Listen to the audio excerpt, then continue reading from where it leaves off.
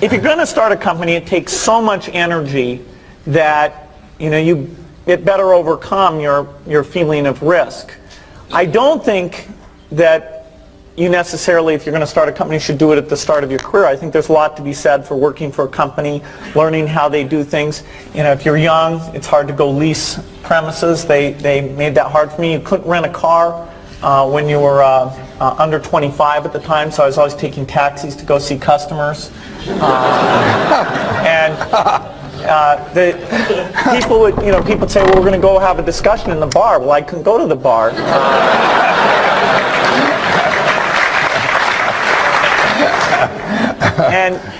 But that's fun, because I'll tell you, when people are first skeptical and they go, this kid doesn't know anything, then when you show them you've really got a good product and you know something, they actually tend to go overboard and they think, whoa, they know a lot. Let's really do an incredible amount with these people. So our youth, at least in this country, was a huge asset for us once we reached a certain threshold. It is hard. It's hard to hire older people because they'll be a little bit conservative about whether they should come and take the risk. And it took 3 or 4 years before we could go out into the normal sort of employment pool. But those problems that come with starting a firm, you better think of those as part of the pleasure, part of the challenge that is part of the excitement. I want to thank Harvard for this honor. I'll be changing my job next year, and it will be nice to finally have a college degree on my resume. I applaud the graduates for taking a much more direct route to your degrees. For my part, I'm just happy that the Crimson called me Harvard's most successful dropout. I guess that makes me valedictorian of my own special class. I did the best of everyone who failed. But I also want to be recognized as the guy who got Steve Ballmer to drop out of business school.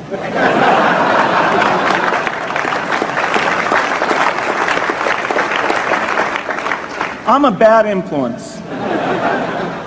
That's why I was invited to speak at your graduation. If I'd spoken at your orientation, fewer of you might be here today. I'm in meetings a lot. My calendar gets very full with those, and then at night, after the kids have gone to bed, I'm on email a great deal. I get messages during the day. That's my chance to give long responses. And then over the weekend, I send a lot of mail as well.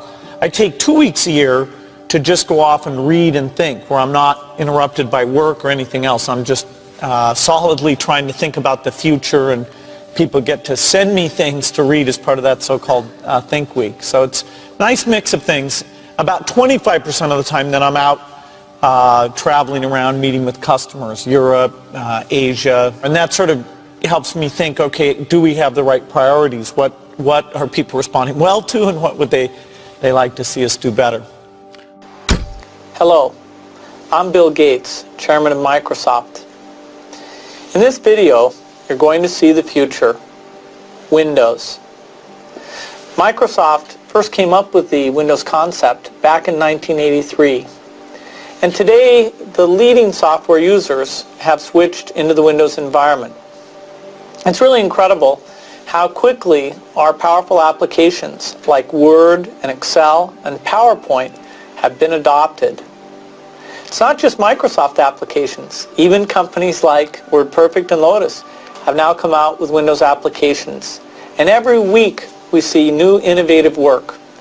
It's really attracting all the innovation in the industry. We predicted this a long time ago, and now it's the future. The key point there is you've got to enjoy what you do every day. And for me, that's working with very smart people. It's working on new problems. Every time we think, hey, we've had a little bit of success, we're pretty careful not to dwell on it too much because the bar gets raised. I love bridge. Bridge helps you think. It's a game you can play your entire life and keep getting better and better. I think anybody who's good at bridge is going to be great at a lot of things. So I really encourage people to get involved, and I want to thank the people who've put things together for juniors. They'll be thanking you the rest of their life because bridge is such a great sport. I talked to my dad, I talked to Warren, I talked to my wife Melinda. So I have enough people that know me and actually know where my judgment isn't its strongest, where I might get overexcited about something or, forget to think about something. And so they're good at correcting, particularly Melinda, good at correcting whatever those blind spots are. And I think it's good to encourage your friends and advisors to really give them that license. I can go to a party and forget to say hello to various people or something. That's a very minor example of my blind spots. Not to the hostess. Well, Melinda would help me do that. Yeah, she would, So, a small number of people that you can turn to on certain key things is a great asset. My best business decisions really have to do with picking people. Deciding to go into partnership with Paul Allen is probably at the top of the list. And then subsequently hiring a friend, Steve Ballmer. And having somebody who you totally trust, who's totally committed, who shares your vision and yet has a little bit different set of skills, and also acts as a check on you. Some of the ideas you come up with, you run by them because they're going to say, hey, wait a minute. Have you thought about this and that? And just, the benefit of sparking off of somebody who's got that kind of brilliance, it's not only made it fun, but it's really led to a lot of success. So picking a partner is crucial.